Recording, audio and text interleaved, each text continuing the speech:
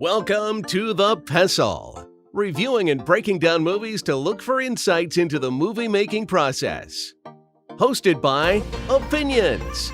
Your idea is terrible, but mine is very good. Now, let's dim the lights and start the show. Welcome everybody to The Pestle. Today's show is brought to you by Cafe Tropical. For those days when you have no knowledge of what takes place in a kitchen, drop into the Cafe Tropical. Welcome everybody to The Pestle. I am Wes. And I am Todd. And we are filmmakers. I know Todd does a little thing with music for most of his entire life. And we've made a lot of things. I was thinking the other day, I was trying to count, and I've made from start to finish somewhere between 200 and 300 videos. I kind of lost track after a certain point. But I've edited thousands, like, I don't know, at least 20, 30,000 videos, technically speaking. But one thing, as we get more and more into some of these more creative endeavors, we've been working on this project on and off for like the last year and a half. And it was one of those things where it looked like we had a green light, and I wrote a script for it as a proof of concept. We were going to do this TV show pitch. And, one of our old friends, Byron, came to us with an idea, and I pulled you in. I was like, hey, produce this thing with me. And so we wrote it, got it ready to go. It took us a while. We were location scouting, and we were just going to finally kind of settle on something. Then we went back to him and was like, okay, here's what we need. He's like, oh, yeah, we can't do that anymore. I'm having a really hard time right now with business. And we're like, okay. So we kind of sat on it for a few months, and then we're like, started getting interested again, and Byron reached out. He's like, hey, send me the stuff you got. My agent is interested in doing the project now. I was like, okay. And so sent it to him. Agent kind of fell away, and then came back. I was like, okay, you know what? I think Ricky came back, one of my other producers, and he was like, hey, let's do this thing. And I was like, okay, cool. And then I reached back out to Byron. I was like, hey, we got a green light, because the last time we'd spoken to him, he was like, you know what, just run with it, do whatever you want. And then, fast forward, 6 months, and I'm like, hey, are we good to go? He's like, no, actually, my producer, my agent is interested in pitching this thing again.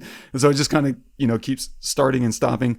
And I can only imagine us being absolutely nothing in the industry. I can only imagine what it's like for David Fincher, or some of these other, heavy hitters, successful people, how hard it can be to get a project off the ground. I feel like we, were willing to fund this ourselves, and yet interest kind of keeps coming and going, and we can't even get that. So whenever it adds perspective, whenever I'm looking at projects that get kind of stuck in development hell, as they call it, I'm starting very slowly get an appreciation for it, because it's so easy to have things kind of just get pulled away from you right as you're ready to kind of get going. I know, like, Guillermo del Toro was originally supposed to do the Hobbit series, and then for whatever reason that didn't work out. He's had a number of projects like that, and so I don't know if I'm learning anything from this process other than you need to have as many irons in the fire as you possibly can, because you just don't know how one thing is going to go. Any comment? Yeah, I don't know where to go with that. No, not really. That's about it. I think it's like that with a lot of things creative wise, right? Yeah, I mean, you make something and then you, or you don't, you have an idea or whatever. You're just trying to get something off the ground, and there's like a million little things that need to, happen in order for it to come to fruition. But, that's why I'm a big proponent of just do shit, right? Like, if you think about it, just do it right then, because the longer that it takes to get that thing rolling, the more likely it is that something is going to, you're going to stumble, or something's going to stop it, or whatever. So, this is a good example, but, maybe it's not a good example, because if we would have done something and then he would have come back and said, well, we can't do this because we're pitching it now, that would have been even more rough. But, it's just one of those things where, this is a great idea. We would love to do it, to work on it, but it just can't happen. But, there's a million great ideas. And just because that one didn't happen doesn't mean that the next great idea isn't right around the corner.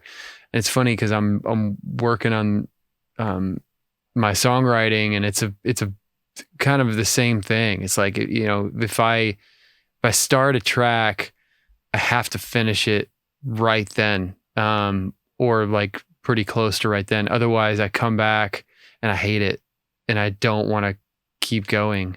But the ones where I push through and I keep going, it always turns into something else different than it started at, right? But you got to get over that hump of hating it, of hating what you're doing or what you're making, or thinking that it's so, trite or whatever, like it's been done and it's just, garbage. You got to like get past that till it becomes something that's more you, because it might start some other thing.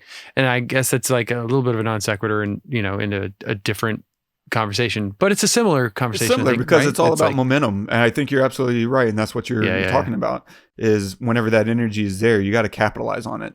Because it can be hard to pick up an old project and dust it off and say, yeah, I have all the same energy and I have all the same thoughts. Now there's pluses and minuses to that, because whenever you come back to something after a while, you have fresh eyes and you can kind of see through, oh, here's where the holes are. Here's where I could improve. But if you're not doing that intentionally, it can be really hard to kind of recapture that same energy and that same momentum.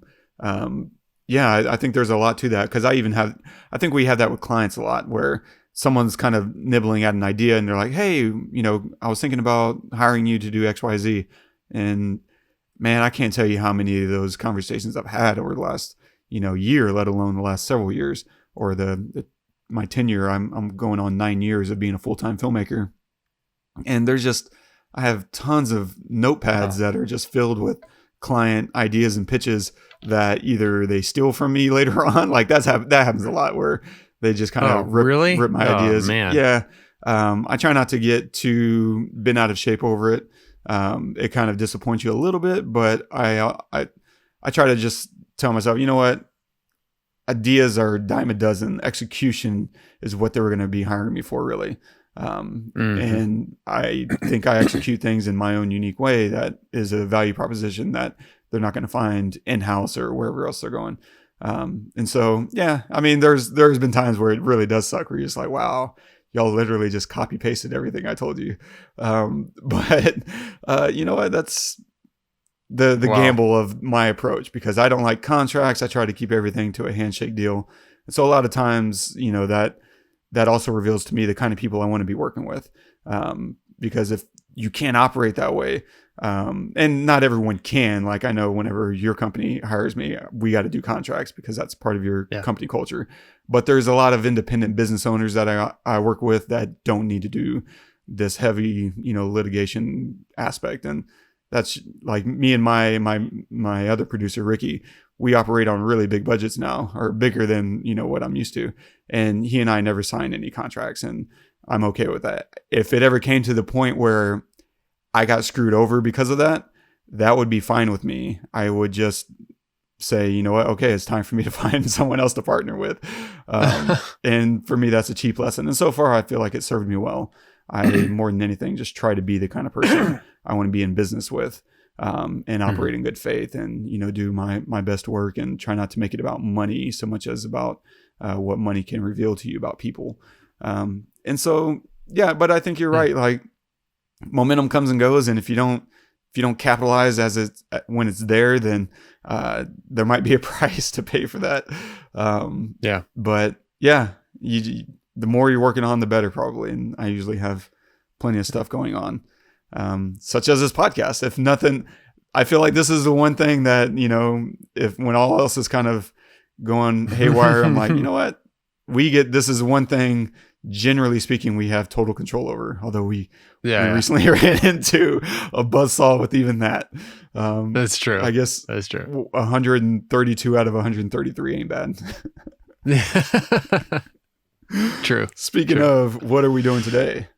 Today, we are covering Wonder Woman 1984. So if you haven't seen it, pause this episode and go watch it. It's streaming, I believe, on HBO Max. It's in the theaters as well, but you can watch it there at least through the end of January. at the very least, and then come back because there's going to be spoilers everywhere. For sure.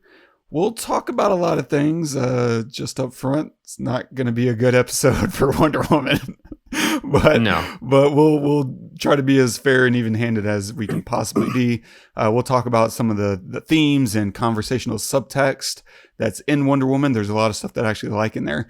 We'll discuss Chekhov's gun. We usually talk about it just purely from the loaded gun aspect, but there's other elements to Chekhov's gun that I think is worth discussing here, such as wasted story elements. We'll also touch on using a temp track for editing purposes and how Sunshine, the movie, was ripped off once again, and other such stuff and things and stuff. All right. So let's rewind to the 1980s as Wonder Woman's next big screen adventure finds her facing two all-new foes, Max Lord and The Cheetah. Directed by Patty Jenkins, screenplay by Patty Jenkins, Geoff Johns, and David Callaham. Cinematography by Matthew Jensen, starring Gal Gadot as Diana Prince, Chris Pine as Steve Trevor, Kristen Wiig as Barbara Minerva, and Pedro Pascal as Maxwell Lord. But he's gone. And that's the truth. And everything has a price. One I'm not willing to pay. Not anymore.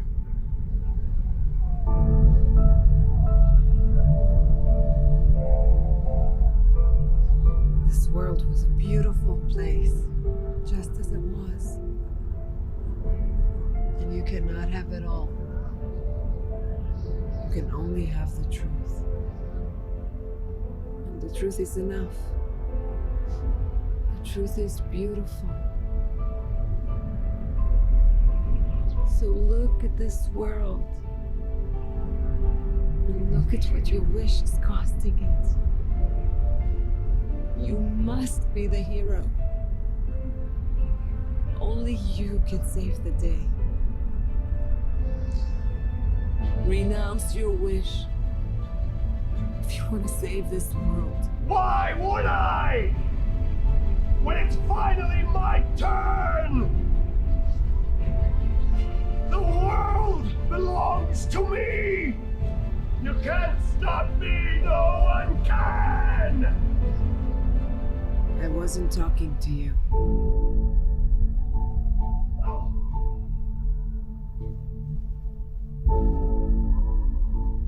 I was talking to everyone else. Okay.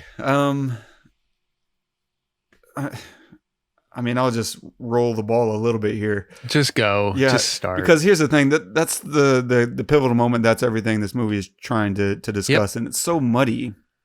It's so, like, it's not very pointed in the way that you want out of this moment of clarity. Like, she's having this moment of clarity, and it's just kind of all over the place about how truth is beautiful and the world is beautiful. And they're trying to get at this, deeper level of discussion of, we people who are trying to have it all are effectively destroying the planet, and destroying ourselves along the way, and all kinds of things. And this is kind of the problem. They don't really zone in quite tightly enough, because even as they're kind of flashing back through all the examples, right? You have one guy who just flippantly wished his wife or whoever that was, the coworker, for her to die, drop dead, right? And she dies. And now he's kind of weeping in the corner as someone tries to resuscitate her.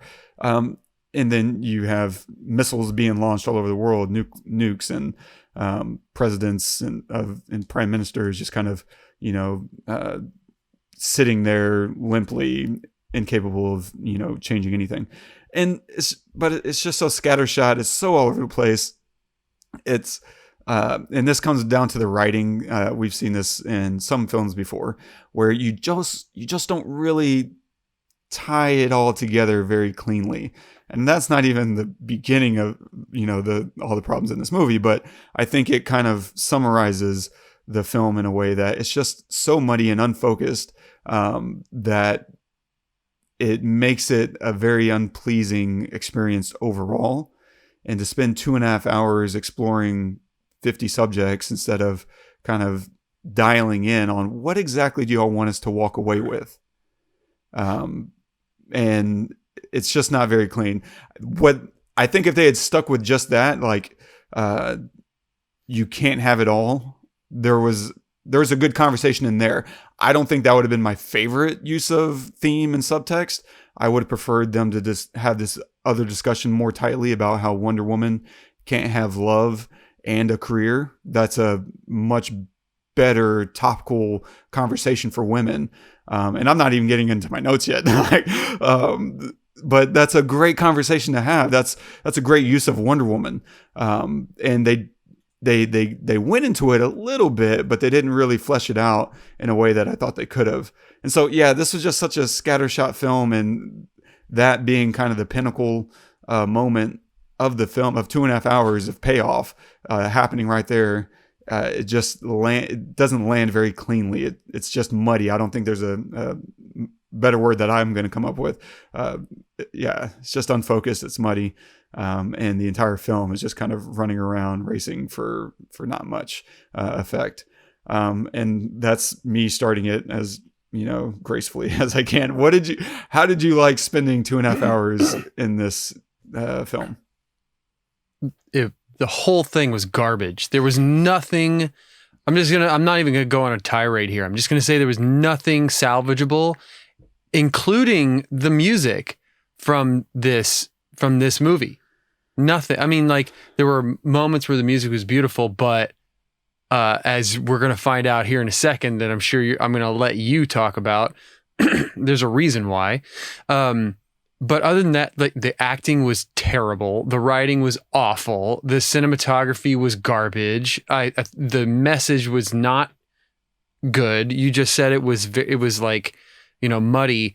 I mean, that's a kind way to put it. It was non-existent. I mean, it would like I like Gal Gadot, but she was not good in this film at all. From the very first lines that she, the flashback of her as a little girl and with the voiceover, her voiceover wasn't good. Her voiceover was like not believable. Like nothing about, I think probably the most salvageable part of this film would be Chris Pine.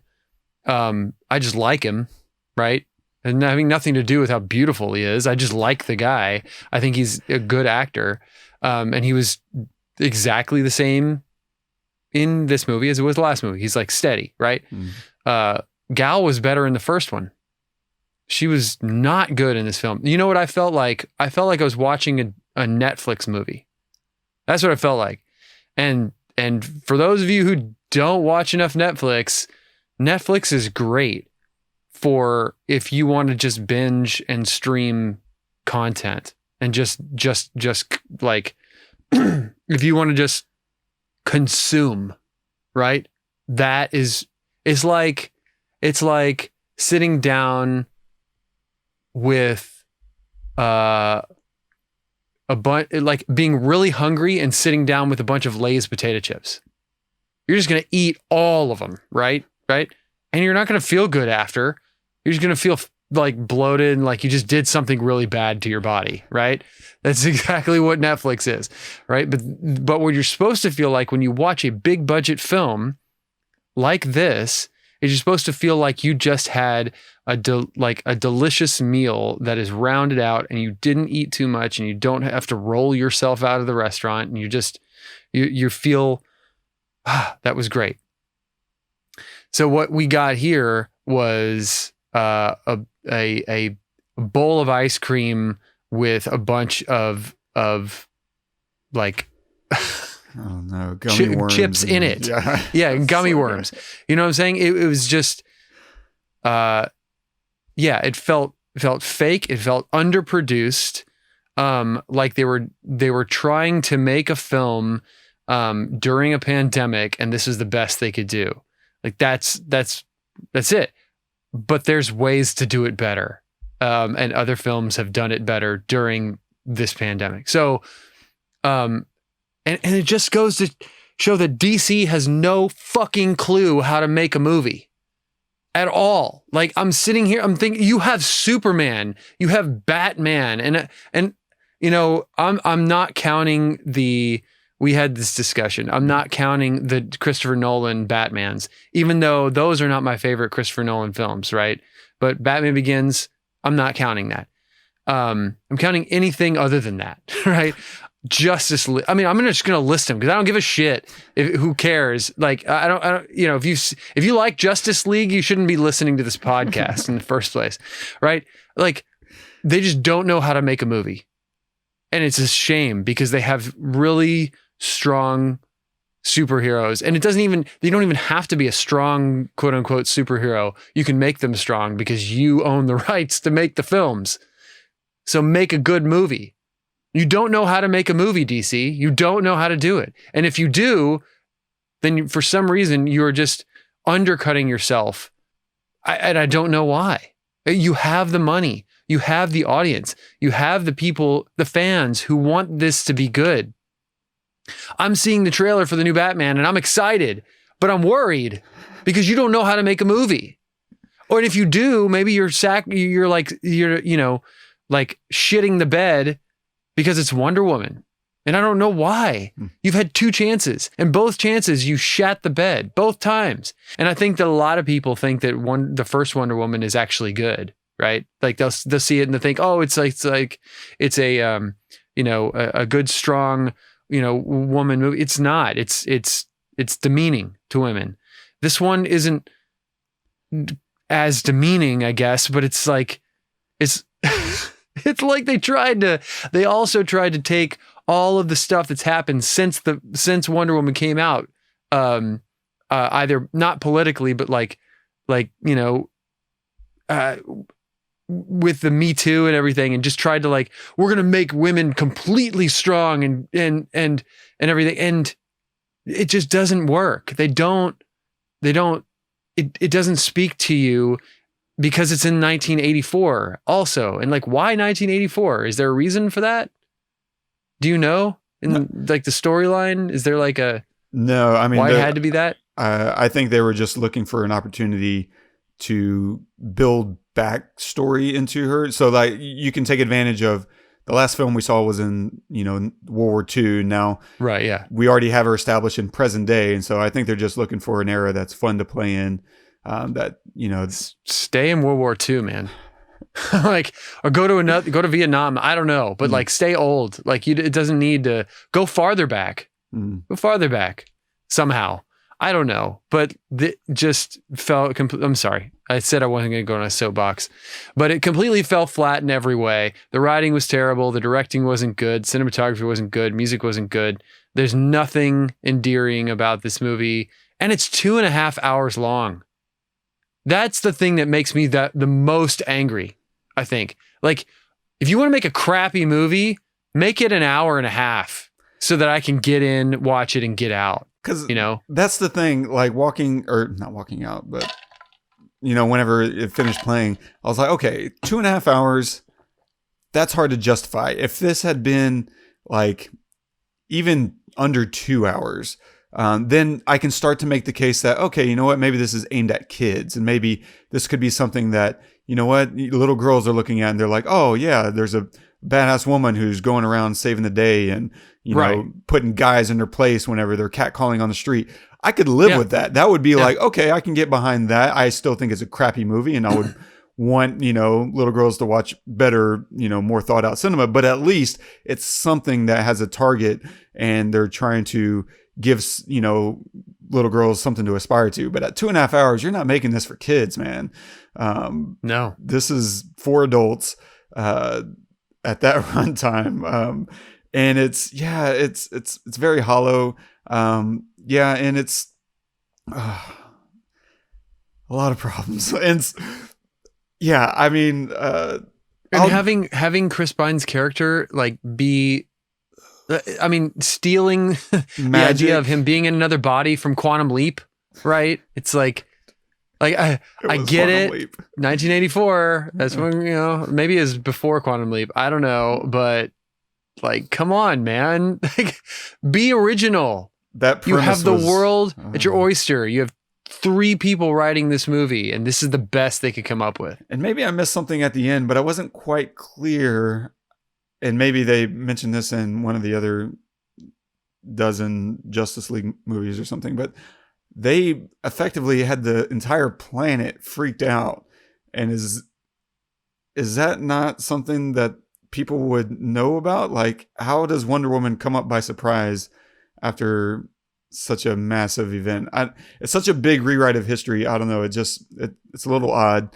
And then the other thing that struck me as rather clumsy was that whole introduction in the shopping mall scene where she's stopping the robbers and she's kind of destroying the cameras, and which this is me being a nerd and just being, wry, but she's destroying the cameras. I'm like, oh, law enforcement doesn't want to be recorded, huh? But that's all in jest. Like, yeah. I know you're protecting your secret identity. That's fine. But to do it in front of all these people, all these witnesses in your gear with your amazing lasso, and then to kind of wink and, give the shh, don't tell a soul kind of gesture to the little girl. I'm like, there's like 300 other people standing around looking at you. She doesn't got to say anything. She's the least of your worries. Yeah, I don't know. It was just all a little clunky to me. It was striving for something that it just wasn't going to hit. I'll roll through some of these notes here, and maybe this will be a short one. I don't know. Or maybe we'll open it up to bigger tangents.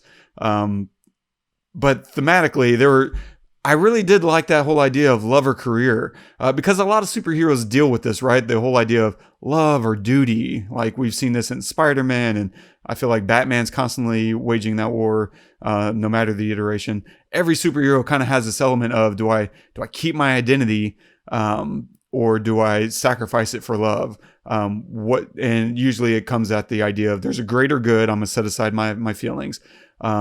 But I feel like with Wonder Woman, there's a whole new context, because with her being a woman, this is a more personal theme for women, right? Career versus love or family. Like, this is something that, the modern woman has been struggling with for, the better part of a century now, since I don't know what decade you would want to put the liberation of women in, whether that's the 50s or the 60s, or the 70s, or still ongoing today. Like, you can certainly make that argument.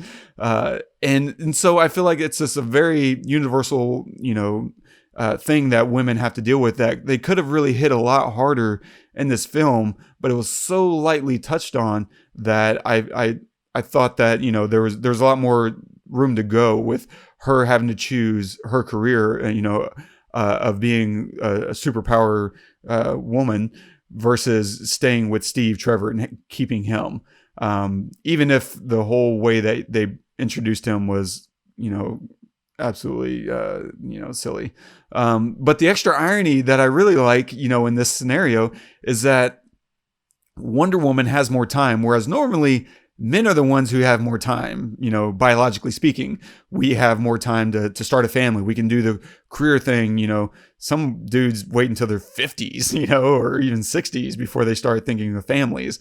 And it's insane, but it's kind of a thing that men can get away with. Whereas in this universe, Wonder Woman hasn't aged a day, and Steve Trevor has, right? He's getting older, even though he's been dead this whole time. He got older. I really like that trade-off, that dynamic that they're playing with there is really fun. It's a good idea, and I thought there was a lot more room that they had to play with, that they just didn't take advantage of. And even Maxwell Lord is having the same similar conversation of, he's choosing between family and career as well. He's choosing to be this tycoon in the oil industry, instead of being there for his son, which I thought the casting of the son was an odd choice. Like, I think he's like half Mexican and half Asian, and it just adds a layer of like, what's going on here. That's one of those things where it helps the suspension of disbelief to do a little bit more ethnically unobscure version of casting that can aid your story a little bit, and instead of having the audience pulled out a second, like, oh yeah, I guess he could be, blah blah blah. Like, I don't want to be thinking about that. And if I'm directing, I don't want my audience to be having those conversations either. I think the impetus was probably we want more diversity in the film, which is cool. Obviously I have no problem with that. But sometimes it pays a little bit more just to clean that up with your casting decisions. I think he did a fine job. I'm not going to hammer a kid for his acting performance. He was probably all of 6 years old, and that's a lot for a kid that age to take on. I liked him. Yeah, I mean he's adorable. Literally, that was the only emotional connection I had in this entire film was between I agree. Alistair and Maxwell. That was the only. And so I'm not saying he didn't do his job. He did. But the entire film, that was the only time right there. Every time the kid pops up, I was like, dude, that's your kid, man. What are you doing? And so I know. Yeah, so there was that conversation still kind of going between, love and career, family versus career. I thought that could have been your thing. If they wanted to dial in on one thing, I would have picked that, and just hammered that a lot harder. Probably would have been able to shave 45 minutes off the runtime, and have that conversation a lot more dialed in, a lot more focused. Another kind of conversation, if you will, that we're having was, don't take shortcuts. But it was kind of muddied up with careful what you wish for. It just wasn't very clean, because the whole film starts with this opening sequence, which is probably, as far as sequences go, my favorite sequence of the film. Not necessarily my favorite shot, but I kind of liked, I didn't think it was a lot of purpose to it. It didn't add up too much, but I liked the opening sequence of just hanging out in the Amazon games, or the Amazonian games. I thought, oh, this is interesting. It feels a little derivative, still a little cliche. And, I thought, it probably could have been done slightly differently, but all the imagery was really cool. I liked all the, you felt like this is an Amazon culture, and they have some really cool technology that they've built into their culture. They're way ahead of us, which is kind of fun to think about. Like, if women got to just run the shit, like, we would have some really cool stuff, and we would be building each other up, and it would be a different environment, a different culture. I thought there were some really cool ideas that were coming across in that whole sequence. Which is why I liked hanging out there. I liked seeing women being badass, and they were like jumping and doing flips and all kinds of crazy cool stuff. But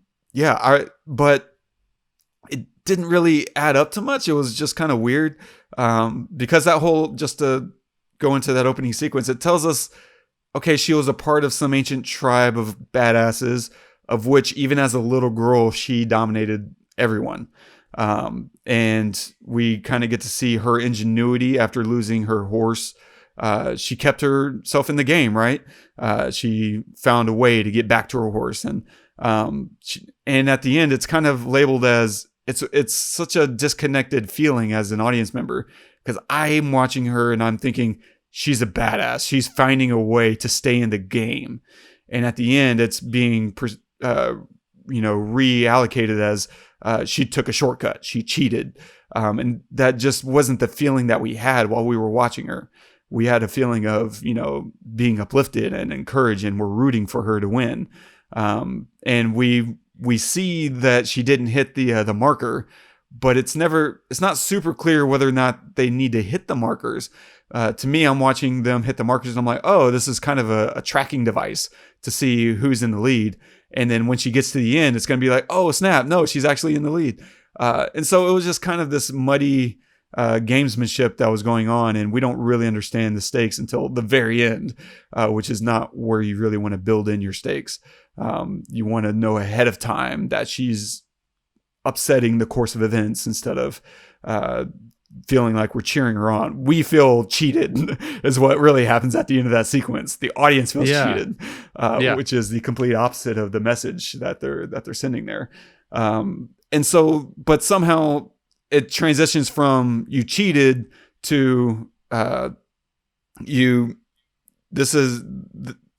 trying to label or recall exactly, what she was told there in that final moment. It was like, doing the right thing is all about the truth, and the truth is knowing the truth in our heart is what really counts. And no hero is born out of lies. And that's when hysteria gets invoked. And Stereo was all about true acts and honor and bravery. And you're just kind of getting hit with like 50 things all at once that you don't really know what you're supposed to be attaching to, which does not help this whole journey. You get to the end of the journey and you're like, yeah, it's all about truth and the planet and doing the right. What's it about? Like you kind of just lose the thread and it hurts the cause, man. And so, yeah, it's about, I guess, don't take shortcuts, but also be careful what you wish for. I don't know. It's weird. The businessman, the oil tycoon is trading everyone's desires in exchange for their possessions. And so this is how he's manipulating everyone to get what he wants, which is, I guess, destroying the world. And I think this is kind of this environmentalist light message. It's not hammered here either, which would have been fine if it had been oil is destroying our world for temporary pleasures. I think that's kind of an argument that they're making, but it's a little too subtle. If that's the message you want to send, okay, but it's muddied with all these other conversations. It's in there. I'm not saying it's not in there. I'm just saying it's too muddy for that to be a real concise conclusion that we arrive at. Because there's also this element of sacrifice for the greater good, right? Asteria sacrificed herself so that others could live, so that her culture could escape. And that's kind of the message that Diana Prince at the clip that we played, she's kind of sending to everyone at home, like, renounce all your wishes and give back so that we can save each other and save ourselves. It's for the greater good. And so I don't know. So all the themes are kind of there. There's these kind of feminist issues. I don't know that I would call some of these things, I guess, feminist. Like the catcalling. I don't think of that as a feminist issue. I think of that as just, a humanity issue of like, stop being weirdos and assholes in the street. I completely realize that's a very real thing, even if they really beat you over the head on this whole thing throughout the film. I mean, that's fine. It just feels a little hand-fisted at a certain point. And I don't know. It's a little wonky. It's a little clunky. I have no problem with them making that an issue and, kind of, blowing that horn, but really, because that's the thing. Like, that's the thing that is always called out. It's catcalling. It's like, okay, I get it. It sucks. Those guys are jerks and yeah, but there are so many other things that are done to women on a daily basis that you can use as a reference. Does it have to be that generic thing that every single other movie is always used? Sure. No. Be creative. Like, do something else. I mean. No, that's good. I mean, yeah, anything else. Yeah. Like, I think you're right. I think it's one thing to throw it in once as a thing, and but then to kind of make it this recurring theme could have been supplanted with something else that maybe only a woman could insert into this film, because I don't live that life. I can't speak to that experience. And so as guys, I think we're all aware that catcalling is shitty. Even the ones who do it probably are well aware, or maybe not. I don't know.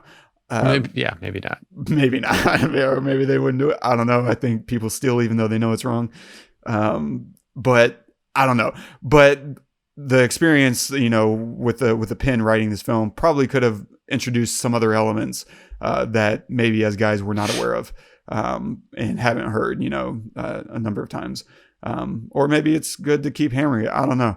I don't have a very strong opinion. I know it felt clunky, and I was just like, okay, I get it.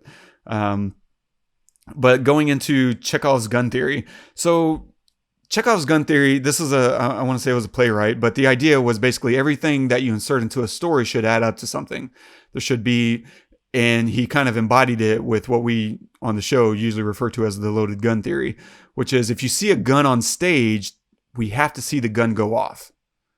If you see a gun or you see it get loaded? Well, his theory is if you see a gun, but period. Okay. Yeah, but I feel like if it's a little flexible, because if you see a close up of a gun, In film, it switches a little bit because like I said, I think he was a playwright. I haven't read any Anton Chekhov. Sorry, everybody. As much as I do read, but on film, it translates a little different because you might see a cop and a gun might be in the shot. But if you see a close-up of that gun, you probably want to see it go off. Or if you see a gun get loaded, that's usually the way I think of it is if we see a gun get cocked back, we're going to want to see that thing get... and there's a number of ways that we like to think of loading the gun. And that's usually a threat or some element introduced that is foreshadowed. You usually want to see those things come to pass. But there's a bigger context that Chekhov was talking about. He was really talking about if you introduce any story element, it needs to have a purpose to it that serves the entire film. And in this case, I'm looking at like the opening sequence didn't really serve a very strong purpose. It was kind of there. Just like the mall sequence, we have these robbers who are introduced and they play no real part. There's no real reason for them to be there other than to introduce the stone. But there's no real reason for the stone to surface in the first place. Because we find out like halfway through the movie that this is something that Maxwell has been looking for a long time. It's just all very sloppy in terms of craft. The craftsmanship in this movie is not very high. Like the FBI just drops off stolen goods to the Smithsonian. Is that, I don't know, maybe that's normal. From my limited exposure to the law enforcement habits, the chain of custody. Or the Smithsonian. Yeah, right. Usually the evidence tends to stay locked up and, I feel like they have their own situation over there so that random people can't give it away to other random people. Like that seems odd. But I feel like there was another way to introduce the stone. Totally. And tie all these things together. I don't know. I mean, this whole thing is exhausting. Indiana Jones. Just go watch any Indiana Jones movie where he had to find something important, and it will show you a masterclass of how to introduce the thing that is the pivotal thing in the movie, which is this stone. Which just happens to be like, it's just ridiculous how they introduce the stone. It's constant. Yeah, you gotta, even if they just didn't even want to have some grander purpose, then I would say make it something that Barbara is looking for. Or if it isn't, maybe it's something that Maxwell is looking for. Maybe that's how we are introduced to Maxwell, is him on some kind of crazy adventure or hiring henchmen. Like I was just really surprised that the robbers weren't hired by him. Yeah. So can I just specify real quick? I'm sorry to interrupt, but like, in life, random things happen, right? And just, the way that you or I, we live our life, I might run into somebody who knows somebody, who, slept with this guy's wife, who knew her, who also knew your best friend back in high school, right? They're not related. They have nothing to do with each other. It just is a thing that happened, right? That's boring in a movie. Yeah. It's boring in a movie to have a random rock, right? That you don't know about, that happens to be stolen by these random guys, right? Which happens to be confiscated by the FBI, which happens to randomly go to the Smithsonian, which randomly Wonder Woman works at. And then randomly this other woman who has been held down her whole life now has this power, and randomly, Maxwell happens to find it at the Smithsonian, and she happens to really like him. None of that. That's all very boring if it's random in a movie. It needs to be tied together in some way, like you were saying. So yes, could that happen in real life? Sure. That's what makes for a terrible movie. Yeah. I want to see the connections. Absolutely. It's kind of like whenever you look at, I forget what they're called, but the police detectives, right? They have one of those boards, crime board that's kind of where they're trying to connect everything, and they have all these events, right? Yeah. Those are dots, right? We want to Yeah. connect all those dots at the end of the movie or by the end of the movie. Like these all are seemingly disconnected events that actually all tie together in a very specific way. This is what makes some of these great movies that catch you by surprise at the end really sing. It's because you didn't expect, it didn't look like they were going to connect when they finally did. And that made for a much satisfying thing. It made for a reason why you sat through 10 minutes of the Amazonian games. It made a reason why you sat through another 10 minutes of these robbers getting their ass handed to them in the middle of a mall. And those moments don't really happen. It just kind of is a long string of and then like it just never stops. Yeah. And that's not fun. It's not as fun as you would probably want it to be anyway. Yeah. So the thing that really teed me off about this movie though, is a very specific section of music. So I'm going to do my best because this really upset me in the movie, and I don't expect it to upset anyone else because this is just one of my buttons, and I totally acknowledge that this is a Wes button. This is not a moviegoer button. So grant me some latitude here, people. One of my favorite movies, and I think it's probably still like my second or third favorite movie, is a movie by Danny Boyle, written by Alex Garland, who is my favorite screenwriter, called Sunshine.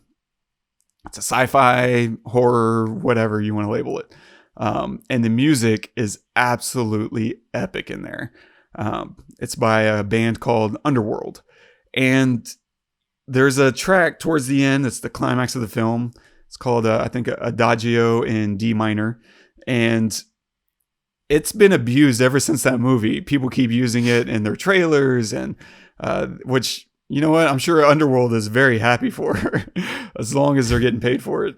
It got used in Kick-Ass. And what bothers me about people reusing the soundtrack is it's not really a soundtrack. It's a score. It would be like if I took the score to Interstellar and suddenly slapped it on another movie. You would think that's not where that music belongs. That music was built for a very specific movie, and it's not Wonder Woman. Like, it's literally that. Imagine if the score for Interstellar was inserted into Wonder Woman. You'd be like, I mean, it's great music. Of course, it's great music, but why is it in this movie? Yeah.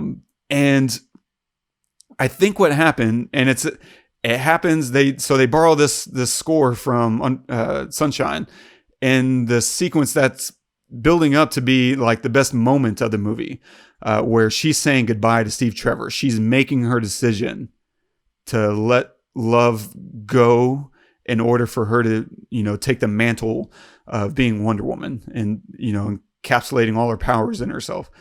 She's letting that go forever. And then whenever she gets into the sky, they kick in this epic beat that is from Sunshine. And what happens is, and there's a great video essay on this that discusses the Marvel Symphonic Universe, I think it is. I'll link it. It's every frame of painting. They do a great job of kind of tearing apart some of these scores and showing you how they're kind of being recycled. But it waters it down. What happens is you get into post and you're editing a film and you're trying to figure out the rhythm of the scene, because at some point there's going to be music in the scene. And so in order to help cut the scene, you insert a temp track, is what they call it, a temporary music track, in order to give you some rhythm so that the edits make sense and you can find out where the crescendo is in the scene. And then whenever your composer is done, or, then you can insert their track. The problem is, as is very well articulated in Every Frame of Painting, which I haven't seen in a while, so I might be adding or quoting verbatim, I'm not sure. But the idea is, when you do that, you're kind of hamstringing your composer, because now you're setting up the edits very specifically on very specific beats and with very specific rises and falls, which is effectively what the music is doing. And so now you're telling your composer, hey man, you can make anything you want as long as it sounds a lot like this. And how can you create something beautiful and brand new if you're doing that? You really can't. Because even if you try, what's probably going to happen is your director is going to come back and say, man, it's just not as good as that first track. I really want it. Can you do a little bit more of this? Can you do a little bit more like that first track? And you're just going to keep watering it down until it just sounds like the first track. And the thing is, I don't know. I would have to check the credits to see if they even properly attribute the score to Underworld, because they wrote that. They're ripping it beat for beat. And I'll insert the original track just so that you can hear the original track for yourself from Sunshine. And this film, you can hear it in Wonder Woman 1984 from right about the 1 hour 59 minute mark until a little past the 2 hour mark. It's like, I don't know, 90 seconds, 2 minutes, somewhere in that neighborhood. And it's there, but they could have built something else completely unique for Wonder Woman, because that's a very important moment, considering I don't think she ever has flying powers in the comic books. I asked my roommate, he's a massive comic nerd, and he was like, no, I don't think that's in the comics, man. I'm like, all right, I take your word for it. And so she just finally gets a brand new power, I guess, of flight. Which is not normal. Well, she's technically not flying. She's throwing herself through the air, right? Because she it's a little bit of uses Hulk. the momentum from her lasso I see. to pull her through the air. Okay. Which is, I don't know if that's any better. I'm just saying. That's the theory. I don't think she, and then she, I don't know, acts like she's like, I don't know. Yeah. I guess. Interesting. Okay, I'll allow it. So, okay. but it's just so frustrating to have like one of my favorite movies constantly ripped off. But I think the bigger danger is, instead of working that way, and we've talked about this before, and Joe linked me to an episode on Talking Sopranos. I think there's a Soprano podcast, and I have the link open. It's a 2-hour episode, so I just haven't had time to sit down and listen to it. But where he agrees with kind of my premise of, I personally try to edit based on the scene itself. I try not to introduce music until I'm done editing the scene. And then once I have the music, I can see, normally there's just a lot of happy accidents that happen. But if they don't, then that's an opportunity to either work with the composer or to start reworking my scene so that it lands on these beats. And that happens a lot, like where I just got to clean up a frame here and a frame there in order to make it land a little neater. All the time. I do that all the time. Like I just had to cut a 60-second trailer for a project. And the edit didn't just throw itself onto the music, but I was able to, clean it up so that the beats land where I wanted them to land. And I'm not huge on having every single edit land on a beat. That gets into the little bit of what I call, or maybe the industry calls, Mickey Mousing, right? Where you have the bouncing ball on the Mickey Mouse Club show, whatever.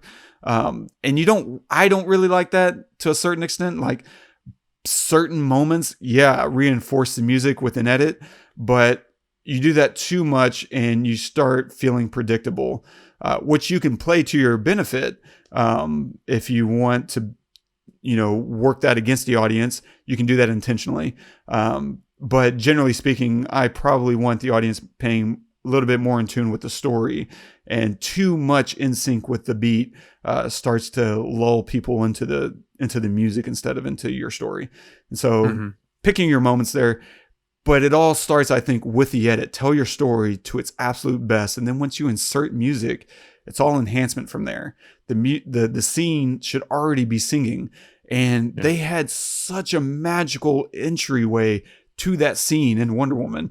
When she's saying goodbye, they do this beautiful oneer where it starts with her and him kissing goodbye, and they swing around to a frontal shot. And to track with her as she's walking away. It's absolutely beautiful with all the chaos in the street. It's one of the most beautiful shots in the movie. And it's perfect up until like you just decide to rip off, someone else's track. And to some degree, you even kind of tinker with ripping the moment, because in that moment in the movie Sunshine, there's a voiceover that kicks in there, much in the same style and spectrum of what they're doing in the movie Wonder Woman. They kick in voiceover there too, and it's such a callback to a movie that isn't involved in this movie. It pulled me way out of only one of the few moments that I was getting sucked into. I agree. Killed me. And so, don't edit to temp tracks if you can. And if you're a director who's asking your editor to do that, stop it. If you're an editor, suggest otherwise maybe to your director. Obviously, you don't get to run the show on that front, so do what you can. But maybe just suggest, hey, do you mind if I take a cut without any music so that we can save room for creativity on the back end? Anyway, I wanted to run through a few of the things that I liked, just in an effort to try to save, because we are really killing this movie. But it doesn't bother me. We're killing it. I agree. And you have another point to make on that, which I'll prompt here in a second. But some cool moments that I really liked. There's a scene whenever they're in Egypt when she breaks the axle to use the truck as a vault. I'm like, that's a really cool little moment, because I've thought about that kind of stuff before too. Like, what if the axle broke and it got stuck and lodged in the ground? And of course it wouldn't happen that way.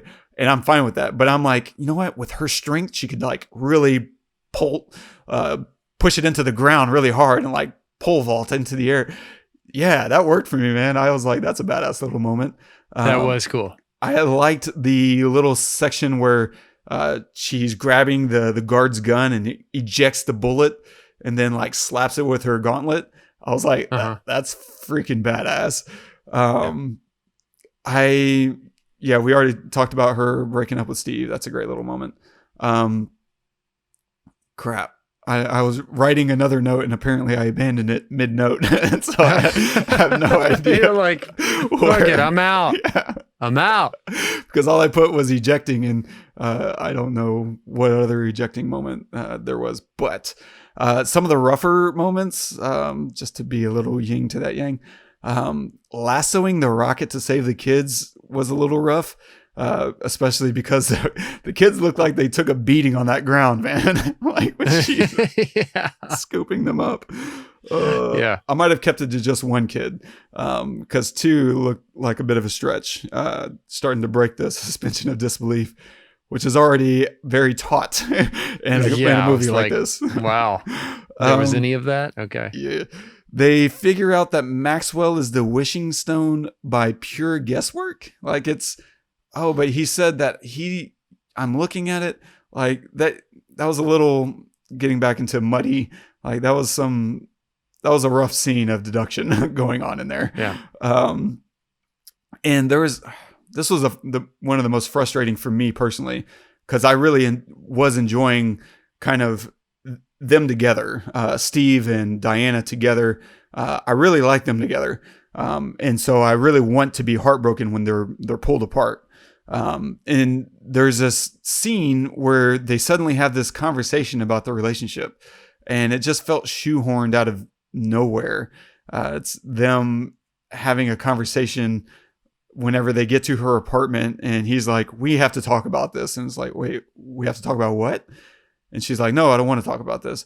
And so they're kind of implying that there's an elephant in the room. But it just isn't very well established. And it just feels like we need to have a scene where they discuss their relationship and how she needs to abandon it and let him go. And it just didn't work. It just wasn't well structured, or at least teed up. The better way to do that is insert little moments where she refuses the conversation throughout the film, like 3 or 4 different times. It takes no time at all, literally 5 seconds, and it's addressed and then pushed back, addressed and pushed back until finally you cannot address it anymore. Instead of one long, out of nowhere, just random, moment that's it doesn't hammer anything home. Anyway, good point. The maybe the roughest part, other than the entire setup of this movie being about the cat's paw, or the monkey's paw, I should say, not the Minerva cat, is how it's resolved. I mean, the setup was bad. The resolution was even worse, because take backsies are what saved the day. Like, yeah. I renounce my wish, which is achieved in that very uncompelling monologue, is just very ham-fisted, because then we get this very last-minute shoehorned backstory to Maxwell, where we see him, stressed out over his parents and his dad, and he's wetting the bed, and it's just a little too silly given the severity of his story. It just didn't work. I would have, I think, wanted a little bit more setup to that, because Maxwell's a really interesting character. I don't actually hate him, and I don't think we're supposed to. I don't think they want us to actually hate him, which is really interesting to have two bad guys that we never actually fully hate. We feel bad for them, and we don't want them to succeed. And I think that's what they were trying to create some complex emotions around their bad guys. And I see that. It just doesn't quite land in the way that I think there could have been a better setup for both of those characters, really. Barbara just kind of being this clumsy office person that is forgettable, right? The HR woman who hired her doesn't even remember. It's just kind of comically silly. Instead of like you feeling bad for her, it just feels a little bit of that. She's all that, I don't know, geek to chic transformation thing that we've seen in, I guess, 80s movies, probably. Can't Buy Me Love, right? Patrick Dempsey. And I don't know.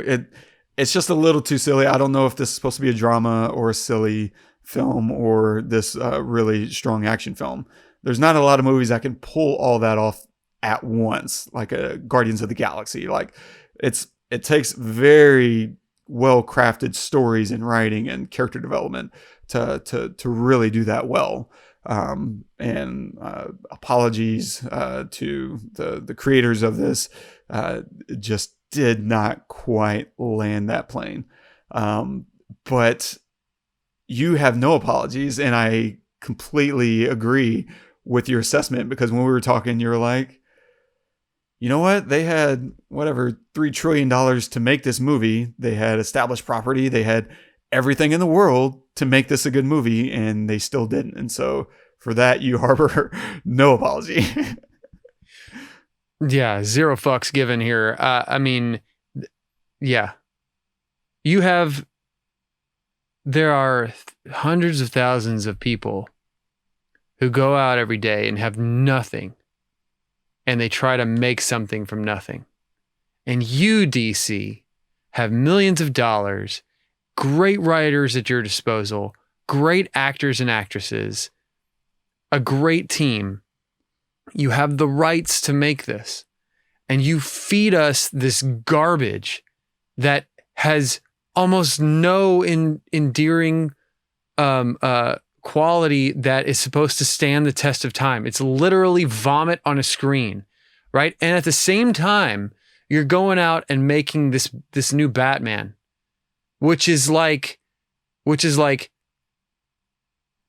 I mean, whatever. All we've seen is trailers, but it looks like there's effort has been put into that. It looks like like you saw Joker, and you thought we want to capitalize on that, and we want to make something like that. Why can't you do something like that for this? Is it because the first one was campy as fuck, and you want it to be in the same goddamn world? Why? Why not just start over? Why not say, we screwed the pooch in the first one, so we're going to scratch everything and reestablish this world as real as we can. I mean, obviously, it's not ever going to be Joker. It's not ever going to be Batman, because those are based in real world where nobody has superpowers, right? Where it's the real people. So this is totally different. And I was never expecting that.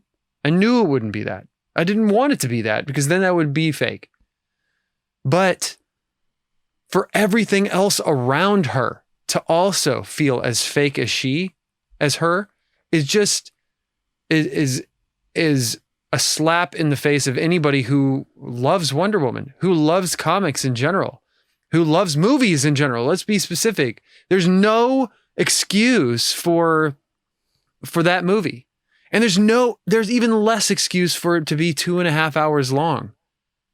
I mean, I only watched it once and I refused to watch it again, because I'm not giving 2.5 hours of my life again to watch that. Like, it's not going to change any mind. It would just give me more fodder for this. I don't need any more fodder. You know what? I agree, man. And I would add,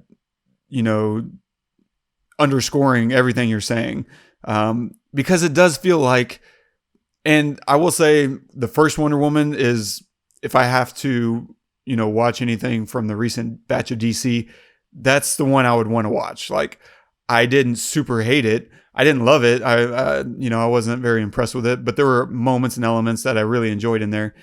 By and large, I didn't like it, but that's not to say, there weren't some redeemable things, I guess.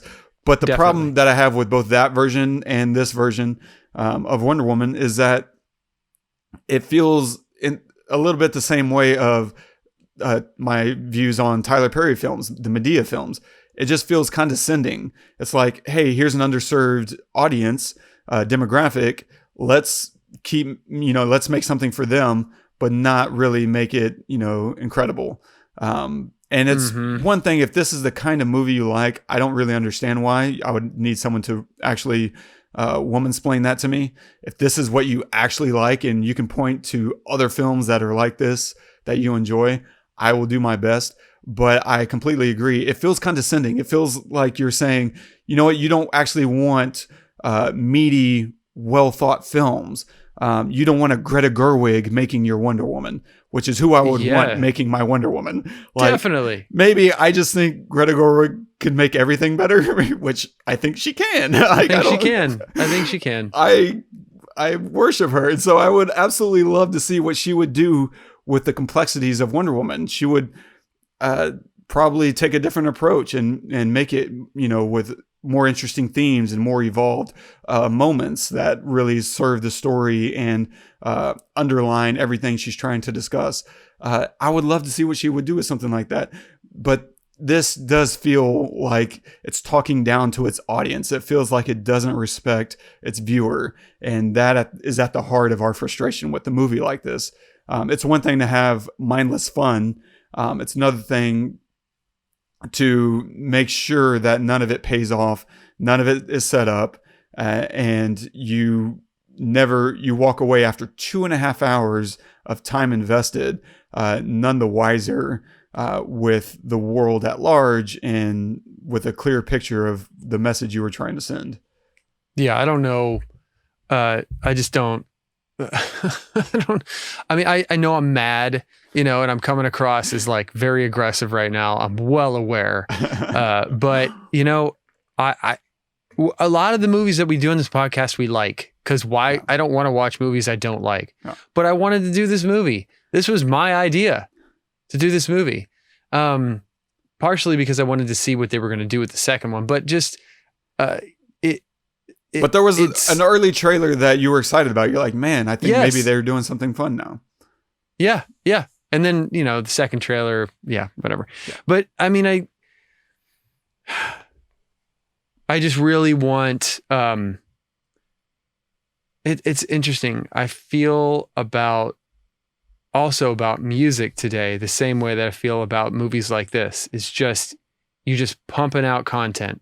You're just making shit because you haven't made it in a while or you need to make it, and here's a script. Okay, boom.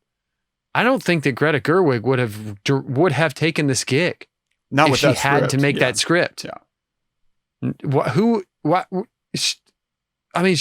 would she want to be attached to that? No way. And that's the problem. That's the problem. The problem is that you don't look, they're not looking at it thinking, okay, no, we got to scrap this and start over. They're thinking like, okay, this is what we need to make. No. Why? Don't make garbage. You can't read a script like that and think, oh, this is going to turn out well. Yeah.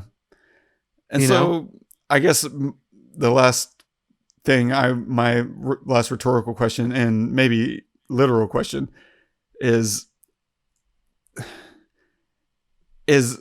Diana an Amazonian name? I don't really understand her naming convention, because, we have Hippolyta and Antiope, and we have, Asteria and you, Diana. Like, what?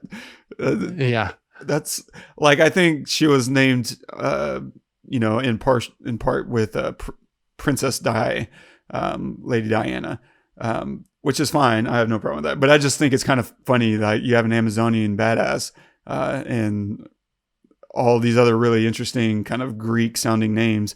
And then suddenly, and you, Diana. Like, okay, cool. Are there any Claires in there? Or any Harriets? Yeah. Like, that's an interesting thing for a really ancient civilization. That's interesting. But maybe she has an actual Amazonian name that, just isn't introduced in anything that I've come across.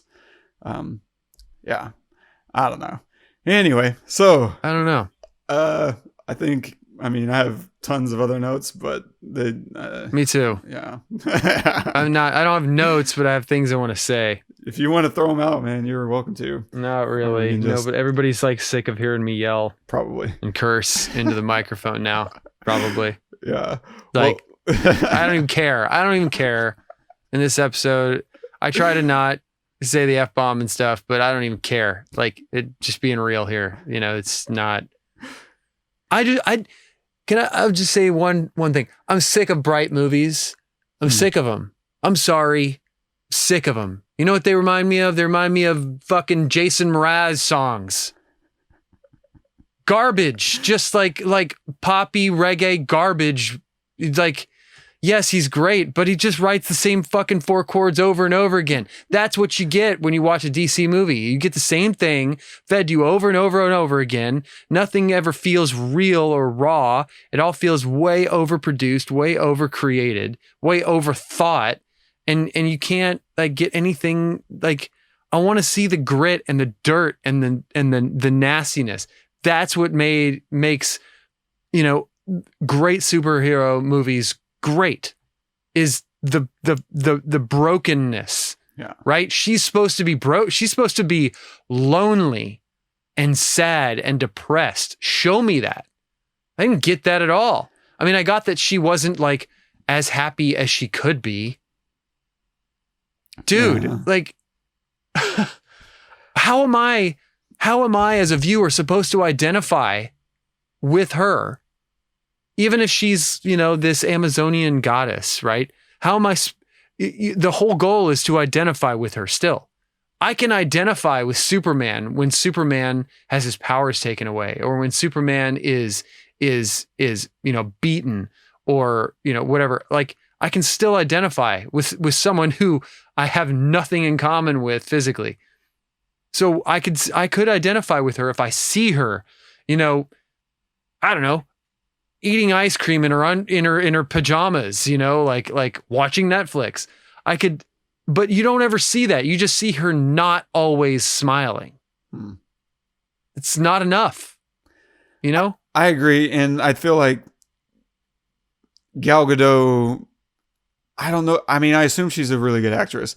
I don't think whatever this film was, I don't know how much to put on her versus how much to put on Patty Jenkins, and the writing, because it just didn't feel like she really had many of those moments to have, and No, yeah, I agree. That's a very good point. And so it is frustrating, especially considering that they had a great lineup with obviously Chris Pine. Kristen Wiig, I think, is a really great actress. She's great. Pedro Pascal is dominating right now. Like, yeah, Mandalorian. I seek his stuff out, even if it's not a very good movie. I'll seek out one of his films and just watch it, just to see him do his thing. Yeah, The Mandalorian, a lot of things, and yeah, this. I completely agree. There wasn't enough to identify with Diana Prince in this movie. They could have crafted a lot more. Same thing with Barbara Minerva.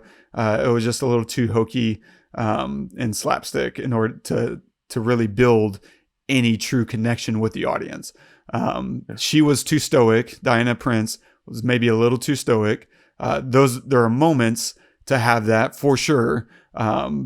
Whenever you're in front of everyone, but there are moments to collapse and to question yourself and question your identity and your path and your choices.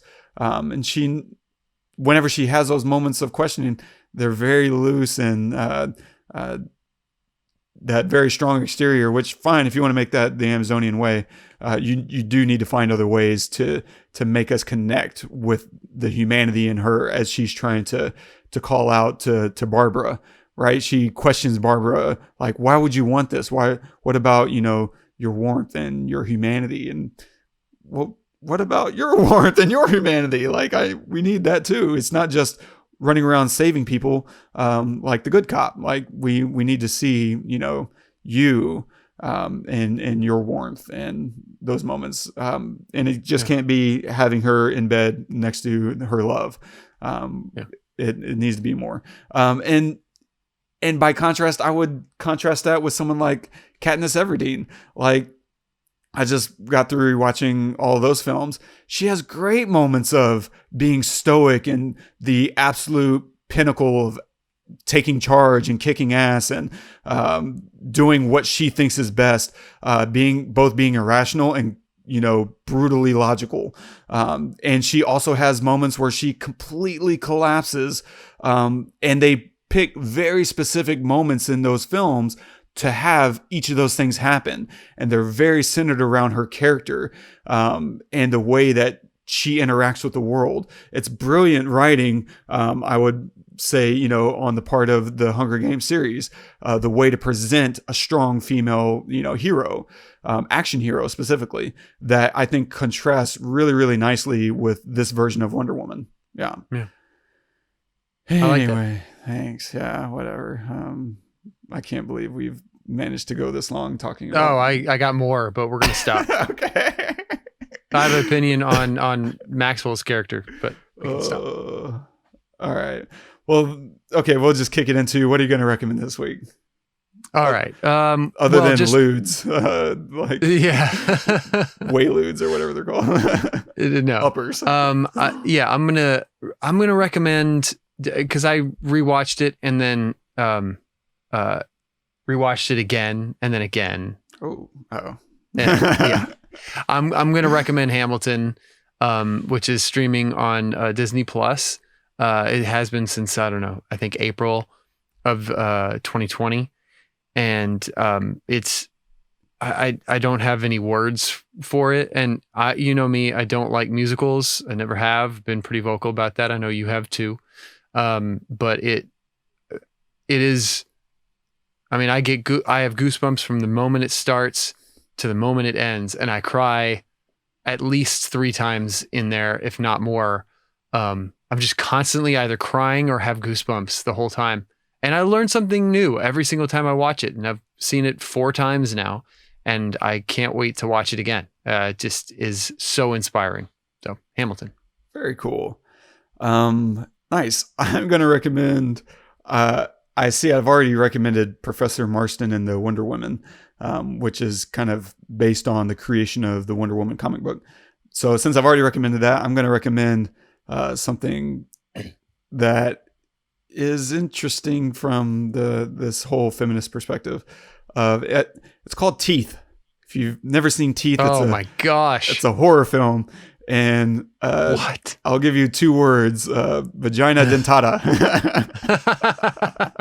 Okay. If you went there. If you want to see like a very interesting take on, I don't know, womanhood, and how men interact, with it, then go watch Teeth. It's rated R. Do not let your kids into this one. Do not. Oh man! Do not let any virgins in the theater. Maybe don't even let a guy watch it with you. Like, just watch it by yourself. True. Yeah, this is just for women. Yeah. Nice. So stay tuned. Next week, we're going to release an episode from our Patreon. Todd and I did an episode for our patrons that was about the audition process. And so this will be very unique and different from anything we've published before, mostly. And so, but it's about the audition process, and Todd auditioned for a project that I was casting, that I wrote and directed. And it was interesting just for us to discuss for the first time. Like, Todd and I discussed how his performance was, how his whole process went, and what I'm looking for as a director whenever I'm casting. We kind of walked through that whole thing. I don't know how long it is. I think it's around 30 minutes. And so it'll sound and be very different from our other ones. And then I think we're going to take a week off. But when we come back, we are actually going to do Hamilton, and we have some other requests in the hopper, if you will. From Izzy's had one that he's had in there for a while. We've had some other ones pop up. I think someone wanted us to cover Soul, the new Pixar film. So we might jump on that, and some others. And then eventually we'll circle back. We have one coming up that's been the second most dreaded film for me to tackle, because it's one of my favorite films, and I just feel like I'm not going to have anything to add to this movie. And it's the second one. The first one is, which I don't think we're ever going to do. But the first one that I refuse to do, out of, I don't know, fear, maybe principle somehow, I don't know, is 2001: A Space Odyssey. That's just too big. I just don't have the courage for that one. Come on, dude, there's literally nothing that hasn't been said about that movie.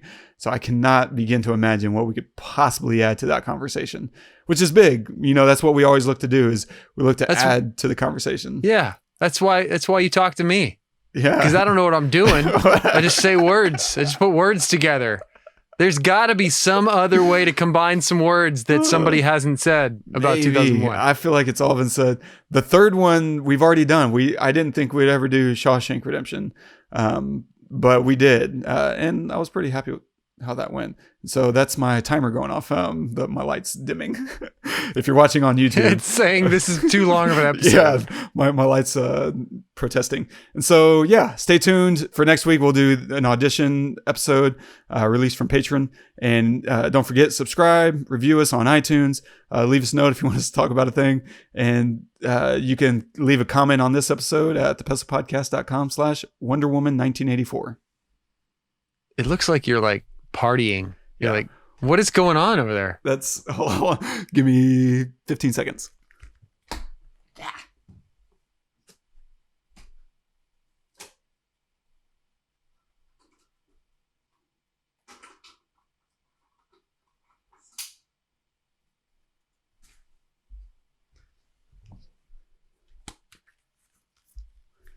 I'm not editing that. So not from the video. What was it? I have an umbrella set up, light. Oh, gotcha. Yeah. Oh, okay. And it turns off after. Yeah. Okay. I gotcha. It's funny. It was felt like I was on air, and like the stagehand was like tapping his watch. Like, wrap it up, guys. Wrap it up. Nice. My producer's yelling at me in the background. Yeah, like, come on.